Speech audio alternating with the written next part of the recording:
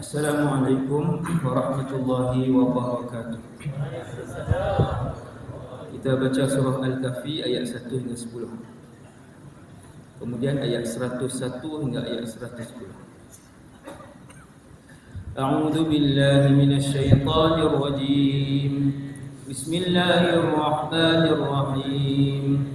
Alhamdulillahilladzi أنزل على عبده الكتاب ولم يجعل له عوجا قيما لينذر بأسا شديدا من لدنه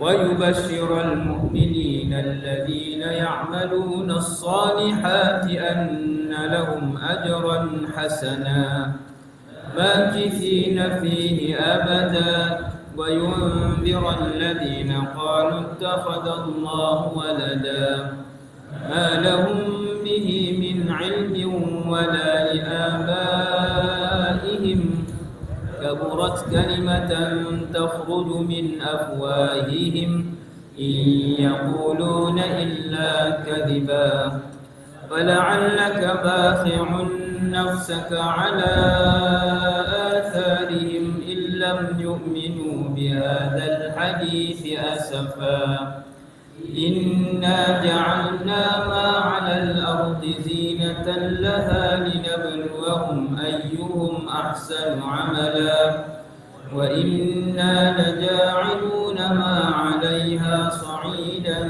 جردا أم حسبت أن أصحاب الكهف والرقيم كانوا من آياتنا عجبا إذ أوى الفتية إلى الكهف فقالوا ربنا آتنا من لدنك رحمة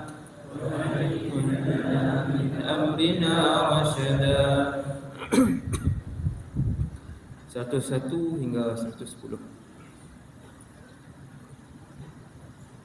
الذين كانت أعينهم في غطاء عن ذكري وكانوا لا يستطيعون سمعا أفحسب الذين كفروا أن يتخذوا عبادي من دوني أولياء إنا أعتدنا جهنم للكافرين نزلا قل هل ننبئكم بالأخسرين أعمالا الذين ضل سعيهم في الحياة الدنيا وهم يحسبون أنهم يحسنون صنعا أولئك الذين كفروا بآيات ربهم ولقائه فحبطت أعمالهم فلا نقيم لهم يوم القيامة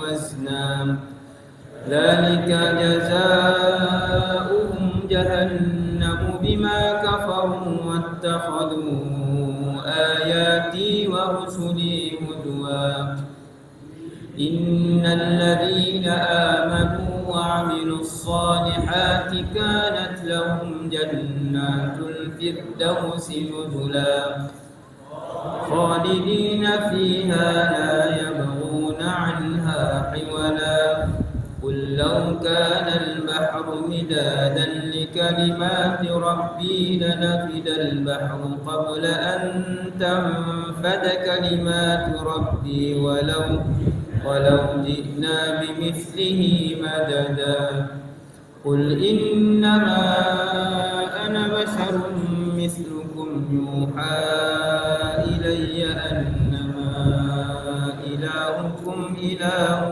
واحد فمن كان يرجو لقاء ربه فليعمل عملا صالحا ولا يشرك بعبادة ربه أحدا. صدق الله العظيم.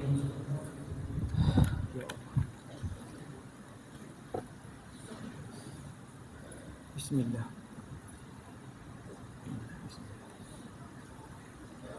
الحمد لله بنعمته تتم الصالحات الذي Bismillahirrahmanirrahim.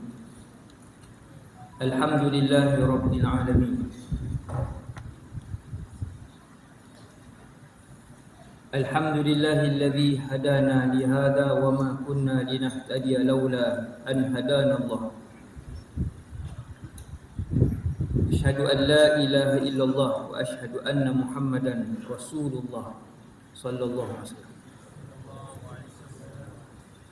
Allahumma salli ala Muhammad wa ala ali Muhammad kama sallaita ala Ibrahim wa ala ali Ibrahim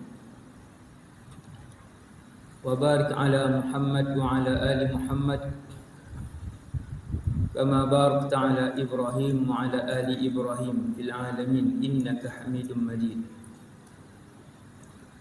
Rabbi shrah li sadri wa yassir li amri wahlul 'uqdatan min lisani yafqahu qawli.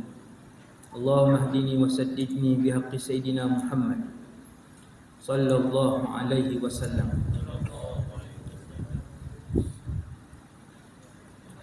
Yang berusaha tuan-tuan imam serta seluruh jawatan kuasa dan pegawai masjid,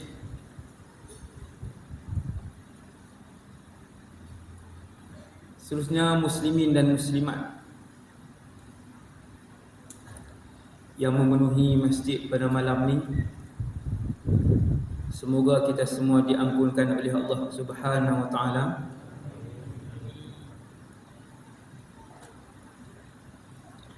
Dan semoga Allah Ta'ala mendengar doa setiap yang ada dalam masjid ni pada malam ni, insya-Allah. Pertama sekali, nawaitul i'tikaf fi hadzal masjid sunnatan lillahi ta'ala. Yang keduanya, radina billahi rabba. Kami semua redha Allah Tuhan kami. Wabil islami dina. Kami semua redha Islam cara hidup kami. Wabi Muhammadin Rasulah. Dan kami semua redha bahawa Muhammad sallallahu alaihi wasallam seorang Rasul.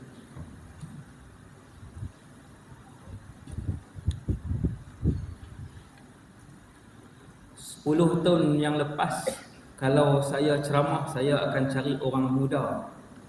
Sebab yang ramainya orang tua-tua. Tapi 2-3 tahun ni, subhanallah, bila ceramah, saya mencari-cari orang tua-tua. Tak ada, jadi tak ramai. Orang tua-tua jadi tak ramai, orang muda yang ramai memenuhi rumah Allah. Semoga ia satu tanda yang baik. Dan semoga ramainya, penuhnya rumah Allah merupakan berita gembira kepada pemimpin yang akan keluar satu hari nanti, itulah Imam Muhammad ibn Abdullah Al-Mahdi. Apabila melihat umat Rasulullah sallallahu alaihi wasallam di kalangan pemuda-pemuda yang memenuhi masjid bersama dengan iman dan ilmu, bukan memenuhi masjid kerana semangat dan lawak semata-mata, insya-Allah. Tuan-tuan muslimin muslimat sekalian, hari ini dah masuk 2 lah, Maghrib dah, 2 Muharram lah, 1444 tahun sudah Rasulullah sallallahu alaihi wasallam meninggalkan saya dan kita semua. Kita takkan tengok Nabi dengan tubuh badan Nabi di dunia ini. Tak tengoklah. Takkan tengok tubuh hak ori itu, takkan tengok dah. Sebab Nabi telah pun wafat. Bukan 100 tahun Nabi wafat, 1400 tahun lebih kurang. Sangat lama dahulu Nabi wafat. Dan saat kita nak tengok Rasulullah dengan tubuh badan Rasulullah ni, Yang paling dekat sekali ialah di padang mahsyar, ketika Allah mengembalikan semua ruh ke dalam tubuh. Walaupun tubuh-tubuh ini telah pun hancur dan reput, tidak berbaki tulang walaupun sejengkal. Tulang temulang dan juga darah itu akan dikembalikan dalam badan ini. Waktu tu kalau kita di mahsyar, kita melihat Rasulullah sallallahu alaihi wasallam buat kali pertama dengan mata kepala kita. Seperti mana tuan-tuan melihat saya dan kanan dan kiri, kawan-kawan depan dan belakang, muslimin muslimat malam ni, begitulah di mahsyar satu hari nanti. Ni dalam masjid ni baru 2000. Saya tak tahulah kalau duduk apa-apa ni jadi 3 kot. Ni baru 3000 orang. Baru 100 meter tapi kita dah tak nampak yang di belakang sana. Tuan-tuan yang duduk belakang dah tak nampak muka saya, nampak kecil je, tak jelas. Baru 3000, kalau 3 bilion. Maka Rasulullah sallallahu alaihi wasallam untuk kelihatan dengan mata kepala tuan-tuan, tuan-tuan kena duduk dekat dengan Nabi. Kena duduk dekat dengan Rasulullah sallallahu alaihi wasallam. Dan itulah permintaan harian kita. Itulah permintaan harian kita, dibangkitkan oleh Allah di padang mahsyar dekat dengan Rasulullah sallallahu alaihi wasallam. Sebab munafik takkan melihat Rasulullah di mahsyar. Orang kafir tidak melihat Rasulullah sallallahu alaihi wasallam di mahsyar. Mereka yang paling mengasihi Rasulullah sahaja yang akan bertemu dengan Nabi di mahsyar.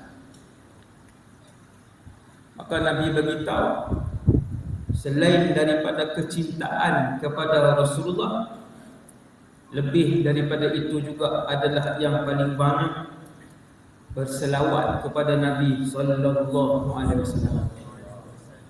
Yang belum ada tasbih, esok beli tasbih untuk berselawat. Tasbih digital pun tak apa, tasbih yang ni orang panggil tasbih apa? Manual kan, tasbih biasa pun tak apa. Beli, niat malam ni, wahai Allah, mulai esok aku nak selawat sehari 1000 insya-Allah. Tasbih biarkan dalam poket selama kita berjaga dan belum tidur. Lagi duk jaga, bekerja ke dalam masjid ke, pergi ke market ke, bila pegang poket, pegang kunci motor, tersentuh tasbih Allahumma salli ala sayyidina Muhammad. Bila tersentuh tasbih, baru sentuh, belum keluarkan, tiap-tiap kali tersentuh. Macam handphone kita ada sebut Shopee lah, Shopee. Saya heran dengan handphone sebut Shopee. Subhanallah, tak berhenti. Lebih banyak daripada menyebut Allah. Dia tak pelan pula tu, dia tak perlahankan pula tu. 2 minit Shopee, 3 minit pula Shopee. Subhanallah. Dia bawa dunia 24 jam mengiringi dia. Berazam untuk ada tasbih, supaya boleh berselawat kepada baginda Rasulullah sallallahu alaihi wasallam. Bila Nabi berhijrah, bila Nabi dakwah 13 tahun di Mekah, tak ramai masuk Islam. Tak sampai 300 orang masuk Islam di Mekah. Banyak yang berperang dengan Nabi, maksudnya yang memusuhi Rasulullah. Bila dah bumi Mekah tak boleh terima Islam, Allah arah Nabi Muhammad hijrah. ke bumi yang lebih subur. Penduduk dia lebih lemah lembut. Di Mekah penduduk dia punya nature penduduk dia lebih keras. Bila saya belajar sirah, saya baca fakta ni. 2004 saya pergi umrah, lebih kurang saya tak ingat, tapi lebih kurang tu 2004. Waktu belajar di Syria, pergi naik bas. Naik bas je. RM400 dah boleh buat umrah. 2004 belajar sirah dah waktu tu, sebab sirah habis tahun 1 pengajian. Sebab dia mata pelajaran yang mudah. Tahun 1 dah habis sirah. Ngaji tengok fakta, Madinah penduduk dia lebih lemah lembut.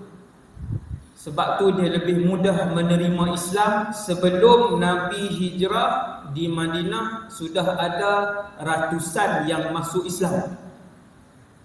Ni tengok sirah ni sirah. Masjid ni saya tak tahu ada sirah ke tidak. Saya insya-Allah ada pengajian sirah, ada alhamdulillah di masjid.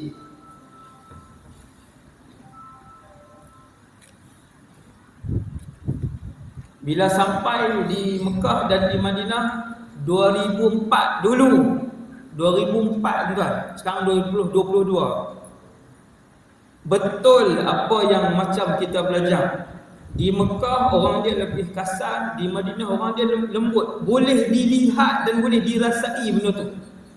Bila kita berurusan di kedai, berurusan dengan tokek van, berurusan di kedai runcit, berurusan di kedai dobi, beza yang ketara di antara penduduk Mekah dan Madinah. Subhanallah. Tapi bila pergi tiap-tiap tahun sampai 2015, 2016, benda tu dah tak ada. Mekah dan Madinah penduduk Arab dia sama. Pi Mekah pun kadang-kadang kena tipu, pi Madinah pun kadang-kadang kena tipu. Pi Mekah pun kadang-kadang dikasari, pi Madinah pun kadang-kadang dikasari. Saya secara peribadi bila pergi 2015 saya dah tak tengok dah, suasana tu dah tak ada. Kelembutan penduduk Madinah saya dah tak jumpa. 2015, 2016 tak jumpa. Dulu awal-awal dulu masih ada lagi. Subhanallah. Subhanallah. Kemudian Allah arah Nabi berhijrah dengan kisah hijrah yang semua orang dengar. Semua orang boleh bagi kuliah malam ni tentang kisah hijrah. Nabi hijrah dengan kawan baik. Kawan yang masuk Islam. Lelaki pertama yang masuk Islam. Satu-satunya lelaki yang apabila Nabi tawarkan Islam, dia tak bagi tahu kepada Nabi selepas 3 hari aku datang balik bagi tahu jawapan. Satu-satunya yang masuk Islam ditawarkan pada hari yang sama Islam, masa yang sama terus masuk Islam, Abu Bakar ibn Abi Quhafah As-Siddiq radhiyallahu anhu. Yang ni kawan baik Rasulullah. Sebelum menjadi Rasul telah pun berkawan. Sebelum menjadi Rasul, awal kawan. Bukan main game sekali. Kita kawan maksudnya main game sekali, tengok wayang, tengok mak kilau sekali. Itu kau best friend lah. Pi mancing sekali, ride motor sekali, ni best friend. Rasulullah dengan Abu Bakar berjuang sekali, berhijrah sekali. Bila meninggal Abu Bakar, dikebumikan di tepi Rasulullah sallallahu alaihi wasallam, kawan baik beliau. Ni baru kawan akhirat. Sehingga ketika hidup Nabi letakkan tangan kanan dia di atas bahu Abu Bakar. Nabi kata, wahai Abu Bakar, begini kita masuk syurga. Macam ni. Subhanallah. Kawan akhirat. Kawan yang setiap kali kita tengok dia, soalan pertama dia tanya, semayang lagi? Semayang dah 3 setengah ni. Oh tak lagi. Itu kawan akhirat. kawan yang kalau kita tergelincir satu hari nanti wal'iyadzubillah dalam neraka, kawan ni yang ahli syurga ni, dia boleh cari kawan dia yang tak ada dalam syurga nanti untuk diselamatkan, diberi syafaat, tarik masuk dalam syurga. Sehingga ahli neraka kehairanan, adakah dia masuk syurga kerana dia anak Rasul? Apakah dia masuk syurga orang bagi syafaat kerana dia anak Nabi? Bukan. Sebab kawan dia dulu di dunia orang soleh, ahli syurga. Kawan tu datang, panggil, bawa dia masuk dalam syurga. Subhanallah. Yang ni persahabatan yang Nabi ajar. Sampai semua dah hijrah pergi Madinah, kesemua sudah berhijrah ke Madinah, ada beberapa orang belum berhijrah, tak sampai 10.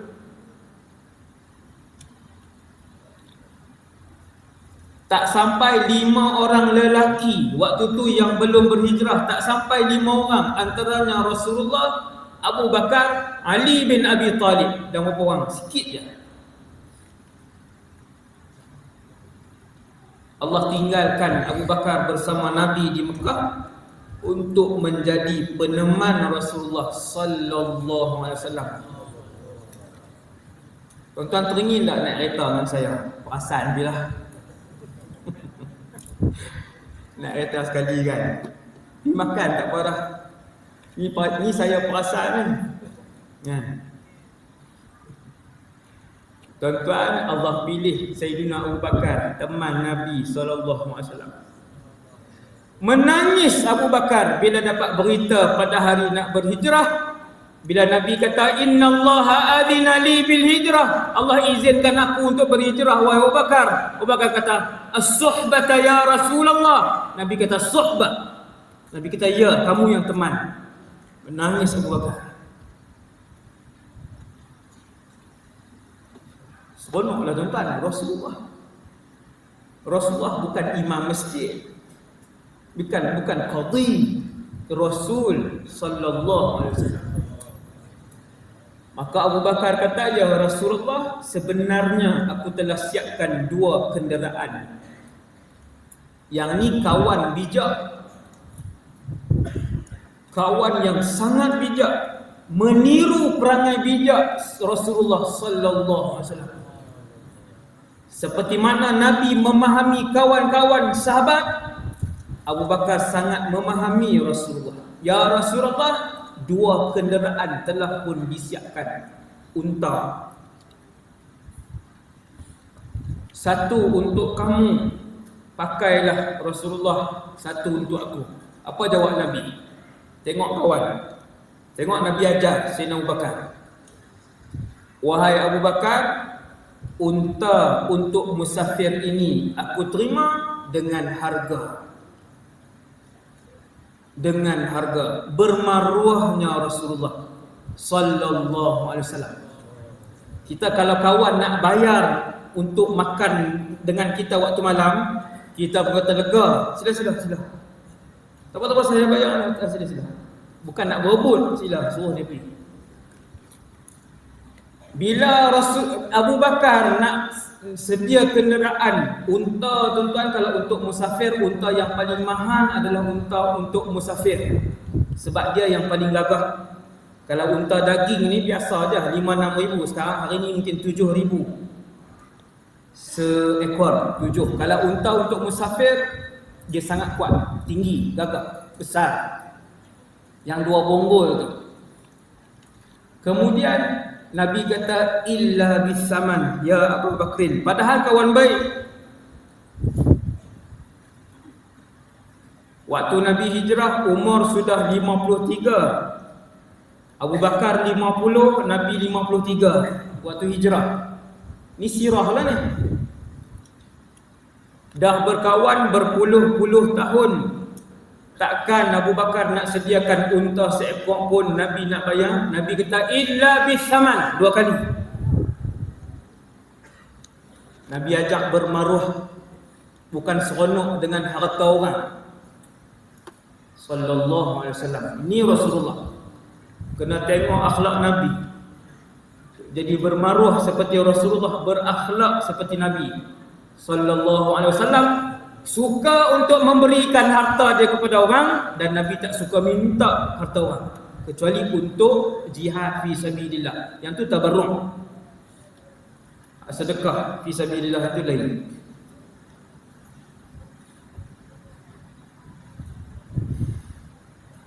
Bila hijrah naik Gua Sur, sebab kerajaan Mekah mengejar Nabi SAW dan Abu Bakar. Maka kedudukan Madinah ke sana, Mekah di sini, Gua Sur di belakang, tuan-tuan. Tetapi kerana kebijaksanaan Rasulullah, bukan seorang Rasul semata-mata, tapi Nabi juga pemimpin, Rasulullah juga panglima perang, Rasulullah juga pernah berniaga perniagaan terbesar Mekah, perniagaan terbesar bandar Mekah, dengan bawa balik keuntungan yang tidak pernah dilihat oleh Sayyidatuna Khadijah, pemilik barang-barang perdagangan tadi. Ini nak beritahu Rasulullah ni bukan akhirat sahaja ketua, hak urusan dunia pun, masya-Allah. Strateginya, bila kerajaan Mekah kejar, maka Nabi pun patah balik. Bukan Nabi patah, Nabi guna jalan, Nabi berundur ke belakang, naik Gua Sur. Siapa yang pernah pergi umrah, pergi tengok Gua Sur. Nak panjat dia tak lama, 3 jam saja. No, panjat Gua Sur, balik, tak pergi masjid. Yang tu tak mau. Sebab pergi solat di Masjidil Haram itu lebih utama daripada mendaki Gua Sur.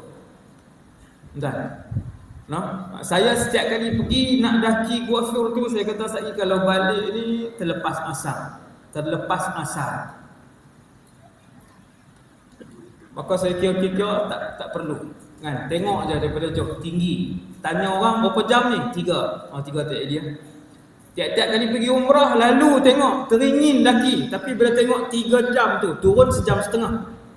Naik 3 jam, kalau laju 2 jam. Umur saya ni 3 lah. RNR banyak. Berhenti. Subhanallah. Tuan-tuan sekalian, yang terlibat dalam misi hijrah Rasulullah, Abu Bakar, Amir ibn Fuhairah, Abdullah ibn Uraiqid, Abdullah bin Abi Bakar, Asma binti Abi Bakar. Siapa boleh ulang 6 nama ni? RM100. Duit ada tak? Ada. 6 nama ni RM100. 6 nama tadi. Yang ni antara nama yang terlibat dalam misi hijrah Rasulullah sallallahu alaihi wasallam. Nabi duduk atas Gua Sur 3 hari. 3 hari itu ada seorang yang naik tiap-tiap hari. 2 orang yang naik tiap-tiap hari. Antara yang naik gunung yang tinggi itu tiap-tiap hari menghantar makanan pada waktu petang atau malam. Namanya ialah seorang wanita, Asma binti Abi Bakar. Kakak kepada Aisyah tapi ibu lain-lain. Kakak kepada Aisyah binti Abi Bakar tapi ibu lain-lain. Asma itu kakak. Sayyidatuna Asma umur ketika itu belum sampai 15. Belum sampai 15, tiap-tiap petang atau malam dia yang daki gunung tu. Lepas ni kalau pergi Gua Sur, teringat cerita. Remaja wanita ini yang menghantar makanan untuk Rasulullah dan ayah dia, iaitu Abu Bakar. Subhanallah. No? Sayyidatuna Asma dikebumikan di perkuburan Ma'la. Siapa yang pernah pergi umrah tu dia tahulah. Di situ ada Asma binti Abu Bakar, ada Khadijah bintu Khuwailid, ada Abdullah ibn Zubair ibn Awam di situ.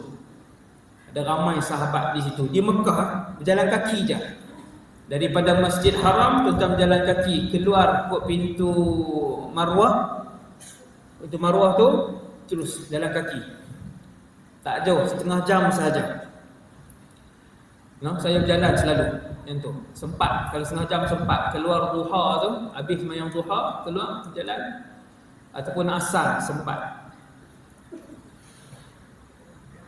Sayyidatuna Asma binti Abu Bakar, remaja wanita inilah yang naik petang ataupun malam, dia lah yang naik turun kemudian balik ke rumah. Jauh tuan-tuan. Rumah Sayyidina Abu Bakar di Hilton hari ni. Siapa pernah pergi umrah? Rumah Sayyidina Abu Bakar di Hilton hari ni. Bukan Abu Bakar duduk Hilton. Hilton tak ada lagi, tapak tu. Tuan-tuan masuk dalam Hilton, dia tulis Musalla Abi Bakrin ataupun Musalla Abu Bakar, surau Abu Bakar. Tapak surau tu bawah sekali, itu rumah Abu Bakar. Mekah nak pergi Gua Sur jauh berkilometer. Saya tak pasti, saya tak ingat orang 6 kilometer ke apa-apa. Siapa ada? Orang Mekah ada tak sini? Murah sangat. Ada tak orang Mekah ataupun yang baru balik Mekah? Mana dia bin? Ingat tak? Dah duduk lama tu. Tak ingat. 6-7 kilometer kot, wallahu alam. Tuan-tuan bayangkan remaja wanita ni keluar daripada rumah ayah dia di Hilton hari ni, naik binatang tunggangan wallahu alam ataupun jalan kaki sampai Gua Sur, daki pula. Subhanallah. Ni antara watak-watak utama, no, untuk kita cerita kepada anak-anak perempuan yang membantu hijrah Rasulullah sallallahu alaihi wasallam.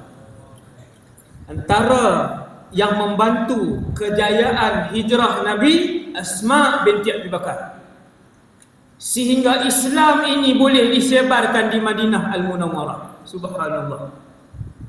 Tuan-tuan bayang banyak mana hari ini orang masuk Islam, nama-nama ini berjasa di dalam proses hijrah itu. Masya Allah. Kemudian Nabi sampai di satu tempat,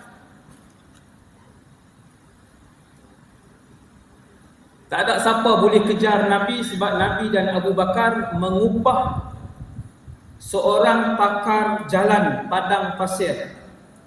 Namanya Abdullah ibn Uraiqid dan dia bukan Islam. Nabi upah satu orang bukan Islam mahir selok belok padang pasir. Saya waktu belajar 2001 dulu sirah di Syria, 2001 mata pelajaran sirah. Mahir selok belok perjalanan padang pasir. Tok guru saya hurai, Syekh Nadir Samman rahimahullah, saya ingat lagi 2001. Saya masih ingat nama dia. Semoga Allah mengampunkan beliau.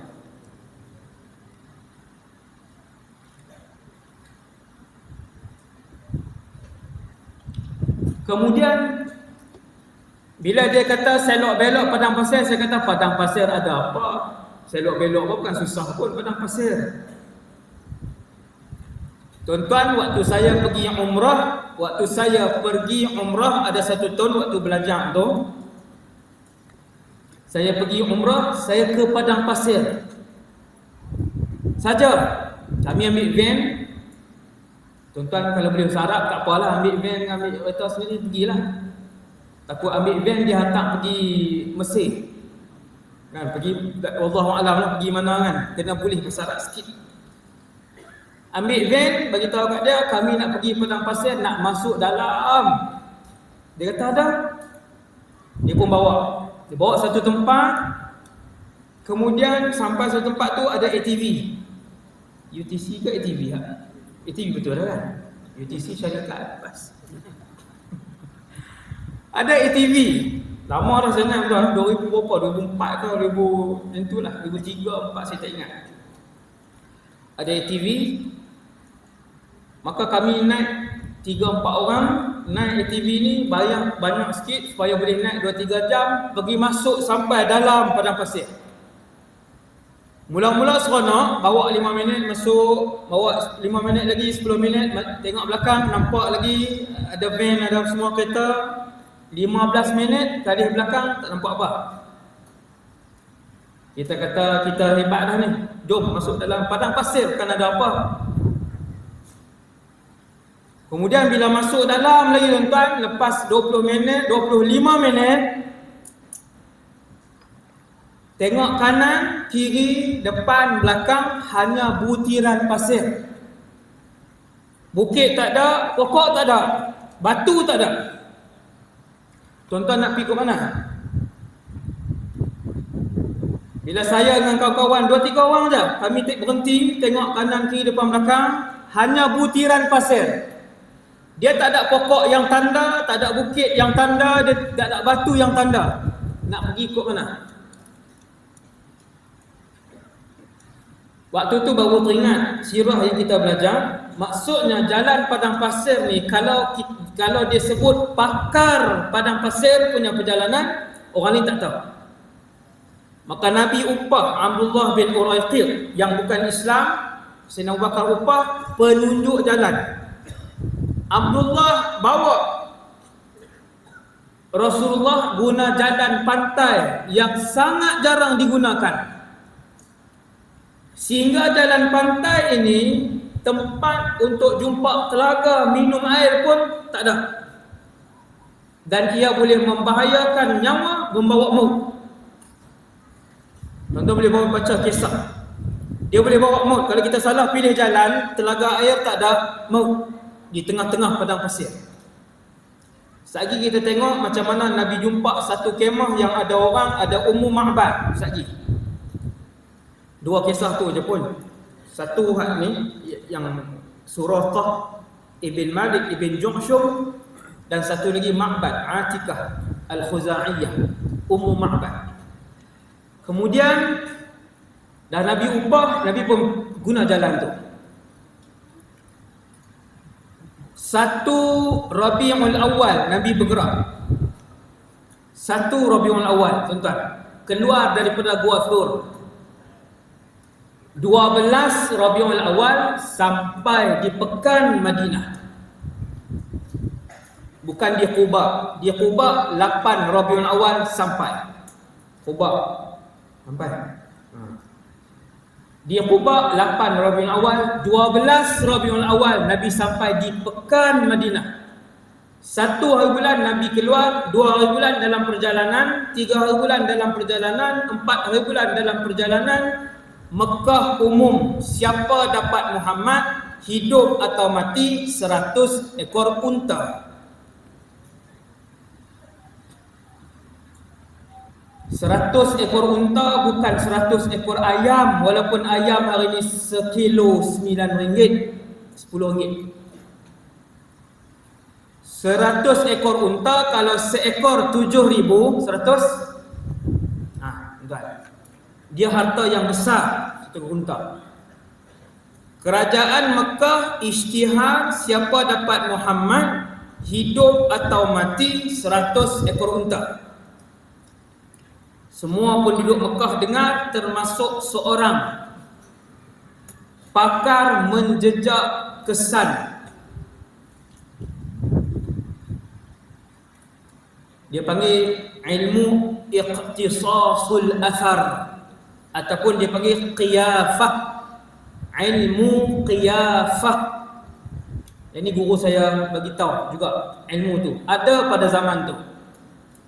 Arab kalau dia tengok tapak kaki unta, dia tahu unta ni kabilah mana punya unta. Tapak kaki unta. Kalau dia nampak tapak kaki manusia, dia tahu lelaki atau wanita. Berapa hari dah lalu di sini, kabilah mana, dia menuju ke mana. Ilmu tu nama ilmu qiyafah. Antara kabilah yang paling cekap dengan ilmu qiyafah, nama dia kabilah Mudlij. Ini semua dalam sirah. Kabilah Mudlij paling pakar ilmu qiyafah. Dia tengok tai unta, dia pegang tai unta, dia kata unta ini unta Madinah, bukan unta Mekah, sebab tai dia ada biji kurma, tamar. Unta lain tak makan buah kurma kecuali unta Madinah, sebab di Madinah banyak kurma. Itu satu daripada maklumat yang kami belajar dululah, ilmu qiyafah. Kemudian kata Suraqah. Ini cerita Suraqah yang mengejar Nabi ni, tuan-tuan. Ringkas je, saya cerita sikit je. Ini saya cerita sirah untuk tuan-tuan kaji sirah. Malam ni saya sebut 0.1% sirah. Sikit je. Suraqah ni dia duduk dengan kaum dia, Bani Mudlij. Semua pakar. Dia antara yang paling pakar menjejak tapak Suraqah ni. Selain daripada dia penyair dan juga penunggang kuda yang handal. Dia duduk dengan kabilah dia. Satu orang kabilah dia datang bagi tahu, "Wahai Suraqah, aku nampak Muhammad. Aku rasa yang tu memang Muhammad. Di jalan sekian. Kalau kita petua hari ni RNR Gurun, RNR Sungai Perak, aku nampak ada bayang 3-4 orang, aku yakin yang tu Muhammad." Kabilah Mudlij ni banyak pakar menjejak asal, menjejak tapak. Bila ada satu orang daripada kabilah yang sama mai bagi tahu, maka kata Suraqah, fa'araftu annahum hum. Aku tahu bahawa 4 atau 3 orang tu mesti Muhammad. Disebabkan aku tamak dengan 100 ekor unta, aku pun cepat-cepat bagi tahu, bukan, tu bukan Muhammad. Orang tu aku pun nampak dah tu orang lain. Dia nak tutup berita tu. Untuk Suraqah ini pergi, untuk dia yang nak pergi. Tuan-tuan, betul. Dia siapkan kuda, dia siapkan tombak ataupun panah, kemudian dia pergi. Ikut jalan yang susah tadi. Bila ikut jalan yang susah, Suraqah sudah tahu ke mana Rasulullah dan Abu Bakar, sebab dia dah nampak jejak. Walaupun sudah berhari. Walaupun sudah berhari, dia dah nampak jejak. Dia tahu di sini Rasulullah, di sini Muhammad, di sini Abu Bakar. Waktu itu ada Rasulullah, ada Abu Bakar, ada Amir ibn Fuhairah, ada Abdullah ibn Uraiqid, 4 orang. Bukan 2 kan, 4. Ada riwayat sebut 3. Akhirnya sampailah Suraqah nampak Nabi dan Abu Bakar. Dia tunggang kuda, nampak Nabi. Dan Abu Bakar menunggang unta. Sampai nampak betul Rasulullah. Lalu Suraqah pun kejar. Dia cepatkan kuda dia, dia pun kejar Nabi, dan akhirnya dia kata sehingga aku boleh menombak Muhammad waktu itu. Dah terlalu dekat. Ketika itu pasir membenamkan kedua-dua, keempat-empat kaki kudaku sehingga aku tergolek-golek di atas tanah. Bukan pasir jerlus, pasir biasa. Kuda boleh berlari, tapi bila dekat dengan Nabi lah, keempat-empat kaki kudaku masuk ke dalam sampai ke lutut kuda. Aku tergolek di atas tanah. Aku melihat Abu Bakar memandang ke belakang, ke depan dan ke belakang. Tetapi aku melihat Muhammad masih lagi melihat ke arah depan. Nabi buat ihsan je. Sallallahu alaihi wasallam. Jalan.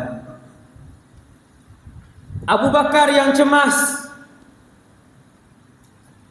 Cemas bukan dia tak percaya dengan Allah, tetapi cemas kerana dia risaukan keselamatan Nabi. Kata Suraqah yang meriwayatkan kisah ni, dia kata aku melihat Abu Bakar yang tengok depan belakang. Rasulullah masih memandang ke depan. Nabi relax.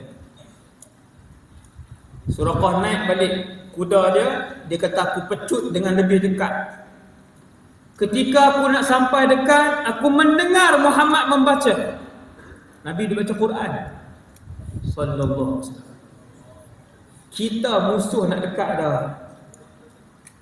Takkan nak zikir lagi. Ambil batu lah nak baling. Batu keluarkan panah. Kata Suraqah, sehingga aku mendengar Muhammad masih memandang ke depan dan masih membaca sesuatu. Dia baca Quran sambil berjalan. Sallallahu alaihi wasallam. Ketika itu sekali lagi kuda dia jatuh. Bergolek-golek dia, sedangkan dia penunggang kuda mahir. Dia takkan kalau angkat tayar 2 tiang, 3 tiang tak turun lagi. Tak faham ni bahasa mak rempit ke dah. Kalau angkat lagi tak sampai 2 tiang, tak jatuh lagi tayar tu, duk angkat lagi. Maksudnya mahir. Suraqah ni bukan mana boleh saja-saja naik kuda jatuh, tak boleh.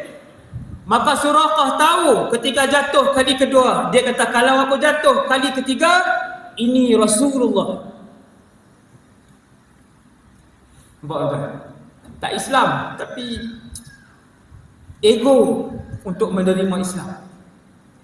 Kalau aku jatuh sekali lagi, fa'araftu anna hadzal rajul mahmiyun minallah. Dia kata kalau aku jatuh sekali lagi, lelaki ini sedang dilindungi oleh Allah. Sallallahu alaihi wasallam. Tuan-tuan, dia naik sekali lagi dekat dengan Nabi, kali itu pun jatuh. Tergolek-golek dia. Ketika dia jatuh dan begitu dekat dengan Abu Bakar dan Rasulullah, dia pun panggil, wahai Abu Bakar, selamatkan aku. Abu Bakar tanya Nabi, ya Rasulullah, macam mana? Itu bahasa saya lah. Bahasa saya dah terjemah, dah olah lah. Ya Rasulullah, dia minta tolong. Itu kata Abu Bakar. Ya Rasulullah, Suraqah minta tolong. Dia kenal sebab orang Mekah. Ya Rasulullah, Suraqah minta tolong. Nabi kata tanya apa dia nak. Nabi kata tanya apa yang dia nak. Nabi pun pergi, Abu Bakar pun pergi, tanya apa yang kamu nak. Wahai Muhammad, kerajaan Mekah sediakan 100 ekor unta. Wahai Muhammad, aku takkan tangkap kamu. Sebab daripada tadi beberapa kali aku jatuh dan aku tahu siapa kamu. Wahai Muhammad, tuliskan sebuah buku, surat, kitab. Dalam bahasa Arab kadang-kadang bermaksud surat, risalah. Dalam Sahih Bukhari apa semua kalau ditulis kitab tu kadang-kadang dalam hadis, teks hadis dia bermaksud surat, kitab. Balaghani kitabun minar Rum. Telah sampai kepada aku surat daripada kerajaan Rom. Kitab ni surat. Wahai Muhammad, buat satu surat keamanan. Aku boleh guna nanti bila-bila masa saja. Dan aku berjanji untuk balik dan tak bagi tahu kepada siapa-siapa tentang kedudukan kamu. Dia janji dengan Rasulullah. Lepas dia cerita kat Nabi siapa yang dapat tangkap kamu wahai Muhammad, dapat 100 ekor unta. Aku hari ni tak dapatlah yang tu sebab aku akan balik macam tu je. Sebelum dia balik, Nabi panggil. Nabi kata, wahai Suraqah. Ini dalam satu hadis yang lain. Nabi kata, wahai Suraqah, kaifa bika idza labista siwarai Kisra. Apa pendapat kamu? Tuan-tuan, Nabi daripada Mekah sehelai sepinggang pergi ke Madinah. Belum ada kerajaan, belum ada kuasa, harta pun tak ada, tak bawa apa waktu tu. Nabi kata, wahai Suraqah, maukah kamu satu hari nanti kamu dipakaikan 2 gelang kebesaran kerajaan Kisra. Waktu tu Kisra ni macam Amerika Syarikat. Gelang yang dia pakai di sini, yang maharaja tu pakai di sini. Dah gelang cik tu.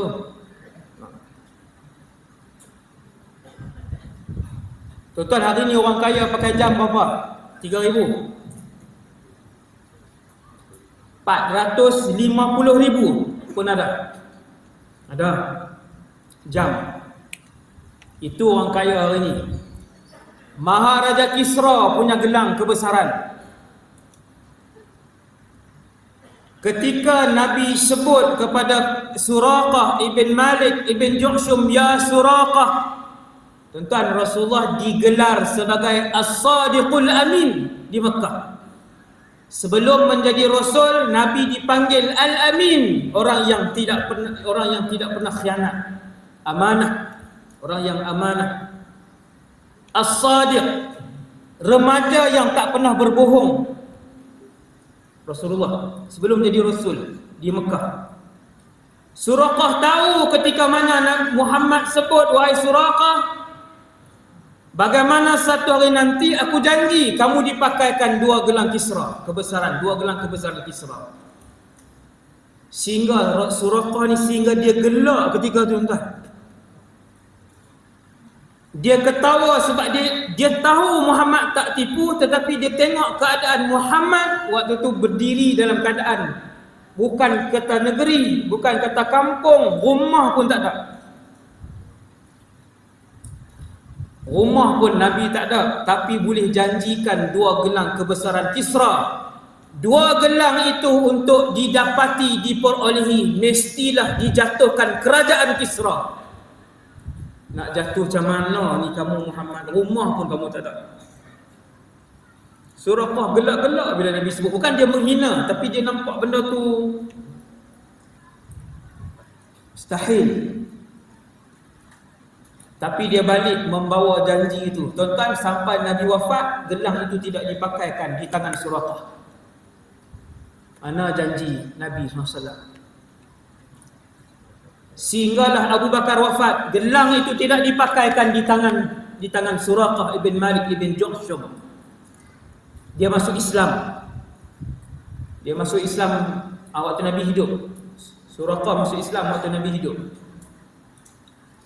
Sampai Abu Bakar wafat, tidak dipakaikan gelang itu. Di mana janji Nabi? Ketika Sayyidina Umar memerintah bumi, Sayyidina Umar, zaman keemasan Khulafa Rashidun. Zaman keemasan Khulafa Rashidun, Sayyidina Umar memerintah. Sayyidina Umar menggerakkan tentera untuk berperang dengan Parsi dan mengalahkan Parsi. Kalah tuan Parsi. Subhanallah.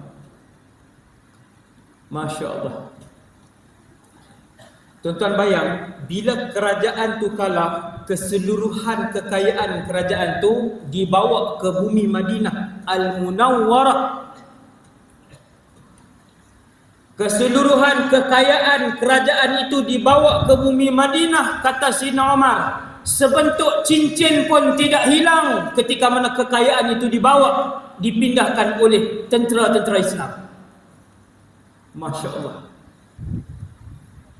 Yang ni bukan emas, tuan-tuan, saya tunjuk je cincin emas, ini perak. Buat contoh. Sebentuk cincin emas pun tak hilang ketika perbendaharaan itu dipindahkan ke Madinah Munawwarah. Tuan-tuan bayang kaya mana Madinah waktu itu.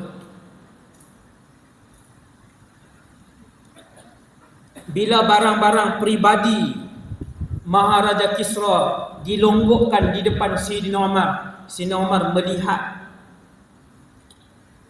gelang tadi, gelang kebesaran tadi. Bila dia pegang gelang itu ada dua. Sebab Nabi sebut dua. Siwaran Nabi sebut. Siwaran Nabi sebut dua gelang. Bila Sayyidina Umar pegang gelang itu, dia pun panggil Suraqah ibn Malik yang waktu tu tak silap saya dah umur 70 lebih. Dah umur 70 lebih. Masya Allah. Untuk membuktikan sabda Rasulullah sallallahu alaihi wasallam, Sayyidina Umar panggil Suraqah. Sayyidina Umar kata, "Ya Suraqah, ingatkah kamu dulu Nabi berjanji dengan kamu ketika kamu mengejar Rasulullah untuk dipakaikan dua gelang kebesaran? Pada hari ini aku menjalankan amanah Nabi. Ini dia dua gelang kebesaran tersebut." Bagi kat Suraqah, pakai. Hijrah, kisah hijrah. Dan penutup untuk ceramah pada malam ini, tuan.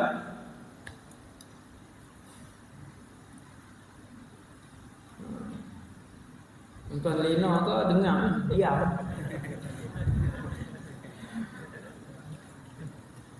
Lawak tak ada, minta maaf tak ada lawak ceramah saya macam tu lah.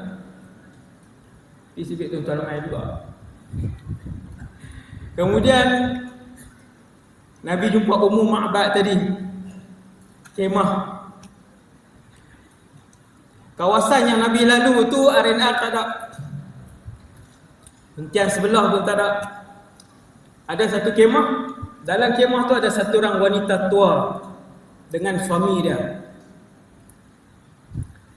Nabi pergi ke situ bagi salam. Nabi pun bagi tahu, Nabi kata ada tak sesuatu yang kami nak, yang kami boleh beli untuk makan? Tak ada, kata Ummu Ma'bad.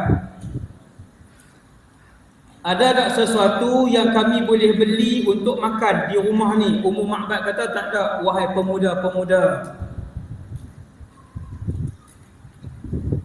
Kemudian kata Rasulullah, boleh tak kami jadi tetamu kepada puan? Tuan-tuan, orang Arab menjadi tetamu itu adalah mulia. Atau memuliakan tetamu itu satu yang sangat mereka suka. Orang Arab. Yang ni saya sempat rasa tuan. Yang ni saya sempat tengok keadaan ni waktu saya pergi negara Arab dulu. Masya Allah. Tuan-tuan boleh masuk dulu 20 tahun yang lepas, tuan-tuan boleh masuk minta izin mana-mana rumah Arab untuk jadi tetamu. Di Kuwait ke, di Qatar ke, di Palestin ke, Syria ke, Mesir ke, Iraq ke, semua mana-mana negara Arab. Tuan-tuan boleh minta untuk jadi tetamu dan bukan aib, dan dia akan muliakan tuan-tuan selama 3 hari. Dia tak tanya datang mana, nak masuk ambil apa dalam rumah ni, tak tanya. Itu tetamu hari ni. Bahaya sikit zaman tu, Masya Allah. Sebab tu Nabi minta boleh tak kami jadi tetamu. Ummu Ma'bad kata, wahai pemuda-pemuda sekalian, rumah saya kurma sebiji pun tak ada, setitis air pun tak ada. Bukan rumah, kemah, bukan rumah, khaimah sahaja.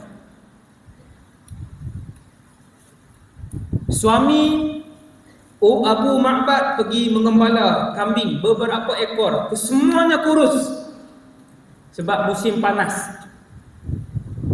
Maka Nabi pun tanya, ada tak kambing yang berbaki di rumah ni? Jawab Ummu Ma'bad, ada seekor kambing betina yang kecil, belum pernah apa nama ni, dengan jantan apa binatang? Mengawan. Kambing kecil belum pernah mengawan dan sakit, sebab tu dia tak keluar. Kambing tu ada di belakang. Nabi kata tolong bawa datang ke depan. Bawa datang ke depan, Nabi pegang, bismillah. Nabi pegang perut kambing tu, Nabi kata bismillah. Nabi pegang di bahagian bawah, bahagian susu. Nabi kata bismillah. Dia baca. Lalu kembung perut kambing tadi.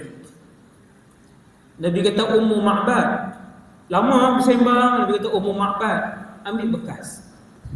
Ummu Ma'bad ambil bekas, letak, Nabi perah sallallahu alaihi wasallam. Letak, Nabi perah. Penuh, Nabi bagi Ummu Ma'bad. Nabi kata, wahai Ummu Ma'bad, ambil bekas ni. Mulia Nabi. Ambil bekas lagi. Ummu Ma'bad masuk, ambil lagi bekas. Dah ada penuh. Semua dah penuh. Nabi kata Ummu Ma'bad, ishrabi. Masya Allah. Nabi kata Ummu Ma'bad, minum. Tengok akhlak Rasulullah sallallahu alaihi wasallam. Kita dah agak, patutnya siapa minum dulu? Kita lah, dah lah kita imam masjid, takkan nak bagi kat orang lain. Dah lah kita ejikir, takkan nak bagi kat orang lain. Dah kita qadhi, takkan nak bagi kat orang lain. Akulah dah lah penceramah, takkan orang lain dulu. Rasulullah sallallahu alaihi wasallam, Nabi kata Ummu Ma'bad, ishrabi, minum. Ummu Ma'bad kata, kamulah wahai pemuda. Dia tak kenal yang tu Nabi. Dia kata kamulah, kamu yang perah. Masya Allah. Nabi minum, semua minum, habis semua kenyang. Ummu Ma'bad pun dah kenyang. Nabi pun minta izin, Ummu Ma'bad kami minta izin. Nabi teruskan perjalanan. Abu Ma'bad balik.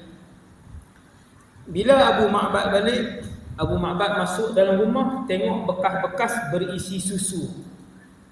Abu Ma'bad tanya, tidak ada binatang yang aku tinggalkan kecuali seekor yang kecil ini dan sakit. Anna laki al-laban. Anna tu daripada mana kamu dapatkan susu ni? Dia kata tadi mai satu orang lelaki, dia yang perah susu ni. Abu Ma'bad kata, wahai Ummu Ma'bad, ceritakan sifili zalikar rajul. Sifi ni fi'il amar pada seorang perempuan, macam uktubi, ishrabi, sifili zalikar rajul. Ceritakan kepada aku wahai Ummu Ma'bad, siapa dan bagaimana lelaki ini. Perkataan yang keluar daripada Ummu Ma'bad ketika itu menjadi hadis yang agung yang diriwayatkan sampai hari ini. Bila Ummu Ma'bad tengok suami dia, Ummu Ma'bad kata, tadi telah datang kepada kami seorang lelaki yang penuh dengan keberkatan. Wajahnya berseri-seri. Beliaulah yang paling berseri di antara 3 orang yang datang tadi. Apabila dia bercakap, dia tidak meninggikan suara. Bila dia bercakap dengan kawan-kawan dia melihat ke arah muka kawan-kawannya. Sallallahu alaihi wasallam. Jumpa baru beberapa minit, begitu sifat Nabi yang orang faham. Kita kawan lama dah. Bila orang tanya, kenal tak dulu kawan ni? Yang mana? Hak tak pernah sembahyang Jumaat tu. Hak tak pernah pergi sembahyang Jumaat. Ingat perangai kita. Allah. Nabi orang jumpa 1 jam. Ummu Ma'bad cerita, apabila dia bercakap, semua orang mendengar dia bercakap. Wajahnya penuh dengan cahaya dan juga senyuman. Ummu Ma'bad cerita Nabi sallallahu alaihi wasallam tak angkat suara, dia serta macam-macam perangai Nabi. Banyak senyum. Semua orang mentaati dia. Orang tu kan ramai pun 3 orang je, tapi nampak mentaati Rasulullah. Itu Abu Bakar sallallahu alaihi wasallam, no? Dan kemudian bila dia bagi tahu macam tu, Abu Ma'bad pun kata, aku yakin lelaki itu ialah pemuda yang dicari oleh Quraisy. Abu Ma'bad dia pun tak tengok, tapi bila dia dengar akhlak baik yang luar biasa, dia tahu Quraisy pernah cerita lelaki yang mengaku kata dia Nabi adalah dulunya orang yang paling baik dalam masyarakat kota Mekah, sehingga kami memanggil dia Al-Amin. Masya Allah. Orang tak kenal Nabi nak cerita Muhammad mana ni? Muhammad paling baik di kota Mekah, yang tak pernah mencarut, tak pernah curi, tak pernah tipu, tak pernah mengumpat orang di belakang. Muhammad sallallahu alaihi wasallam. Semoga kalau kita meninggal, kita mati, orang menyebut tentang kebaikan kita dan memohon untuk Allah mengampunkan dosa-dosa kita, insya-Allah. Jadi tuan-tuan sekalian, sama-samalah kita menghadiri masjid untuk sembahyang berjemaah di masjid. Yang ni last 2 minit insya-Allah. No?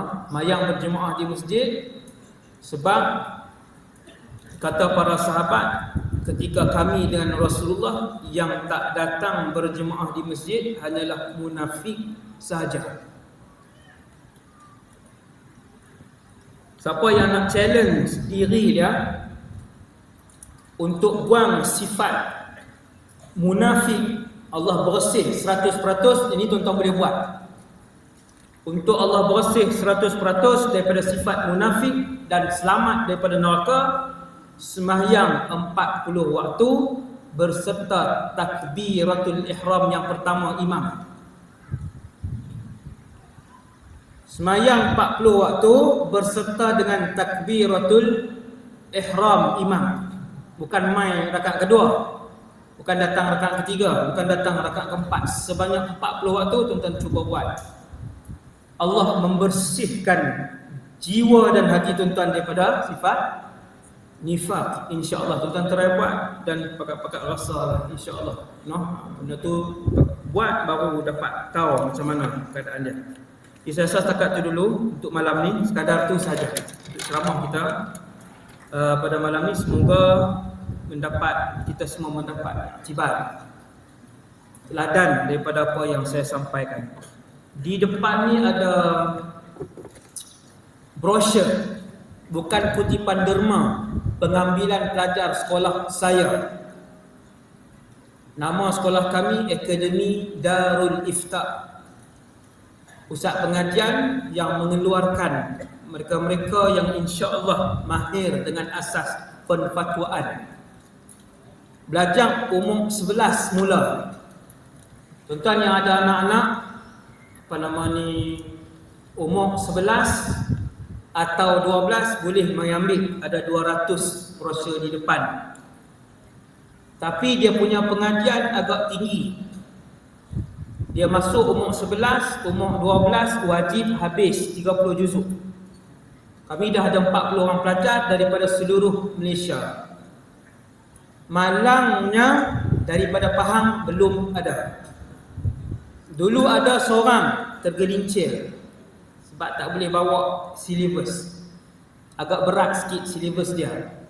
Umur 11 dan 12 30 juzuk, 13 dan 14 Sahih Muslim. Ringkasan Sahih Muslim, hadis 40 dan kitab Al-Bulughah. Al-Bulughah ni tak banyak, dalam 400 hadis. Campur je lah dalam 2000 semua sekali. Tapi indama yatakharraju hadha talib min ma'hadina insyaallah yaktub bil arabiyyah, yatakallamu bil arabiyyah wa yu'allif bil arabiyyah insyaallah. Saya beritahu tadi dalam bahasa Arab, saya kata siapa yang keluar daripada sekolah kami insya-Allah. Sebab pengajian dia 12 tahun tuan-tuan. Masuk umur 11, habis umur 23. Yang berani saja, Kalau berani sila tampil. Betul no? Dulu ada seorang wakil Pahang dan dia pun tak boleh bawa kan. Jadi saya nak carilah hari ni kalau ada wakil. Tahun ni saya buat pengambilan. Saya tak buka tiap-tiap tahun. Pelajar 40 saja. 40 sikit je pelajar dia. Seperti sekolah, alhamdulillah. Jadi sekadar tu saja. Siapa yang ada kenalan, saudara Mara boleh ambil di depan brosur ni, flyers. Setakat tu dulu. Terima kasih kepada seluruh pihak masjid atas inputan. Semoga bermanfaat. Sallallahu ala sayyidina Muhammad wa ala alihi wasallam. Bismillahirrahmanirrahim. Alhamdulillahi rabbil alamin. Wassalatu wassalamu ala asyrafil anbiya'i wal mursalin wa ala alihi washabbihi ajmain. Allahumma 'allimna ma yanfa'una, wa ya Allah ajarkan ilmu yang bermanfaat kepada kami. Wanfa'na bima 'allamtana, wa ya Allah manfaatkan ilmu yang telah Kau curahkan kepada kami. Wazidna 'ilman wa 'amalan wa ikhlasan fi hayatina. Tambahkanlah kepada kami wahai Allah ilmu, amal ibadah dan keikhlasan dalam kehidupan kami. Wahai Allah, wahai Tuhan kami, dalam majlis yang mulia ini kami yakin ada di sana yang doanya sangat dimakbulkan oleh-Mu wahai Allah. Maka dengan doa orang-orang soleh tersebut wahai Tuhan, ampunkan dosa kami, masukkan kami semua dalam syurga ya Allah, bersama ahli keluarga kami, tinggal bersama dengan Nabi sallallahu alaihi wasallam, melihat wajah-Mu dalam syurga insya-Allah. Amin.